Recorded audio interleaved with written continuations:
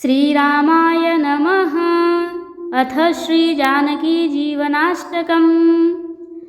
आलोक्य यस्यातिललामलीलां सद्भाग्यभाजौ पितरौ कृतार्थौ तमर्भकं दर्पकदर्पचौरं श्रीजानकीजीवनमानतोऽस्मि।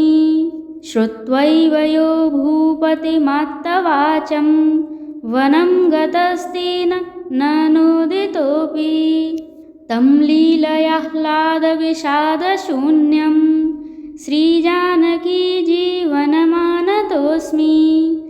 जटायुषो दीनदशां विलोक्य प्रियावियोगप्रभवं च शोकं यो वै विसस्मारतमार्द्रचेत्तं श्रीजानकीजीवनमानतोऽस्मि।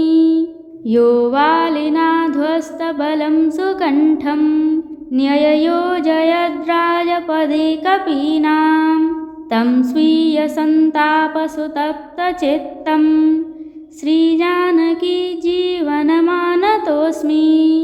यध्याननिर्धूतवियोगवह्निर्विदेहबाला विबुधारिवन्या प्राणान् दधे प्राणमयं प्रभुं तं श्रीजानकीजीवनमानतोऽस्मि।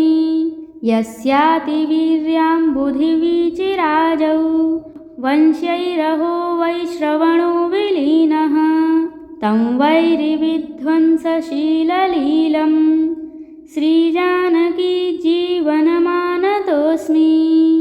यद्रूपराकेशमयूखमालान् रञ्जिताराजरमापिरेजे तं राघवेन्द्रं विबुधेन्द्रवन्द्यं श्रीजानकीजीवनमानतोऽस्मि। एवं कृता येन विचित्रलीला मायामनुष्येण नृपच्छलेन तं वैमरालं मुनिमानसानां श्रीजानकीजीवनमानतोऽस्मि। श्रीजानकीजीवनमानतोऽस्मि। प्रेम से बोलिए जय जय श्री सीताराम, जय जय श्री राधे श्याम। श्री सीताराम भगवान की जय हो।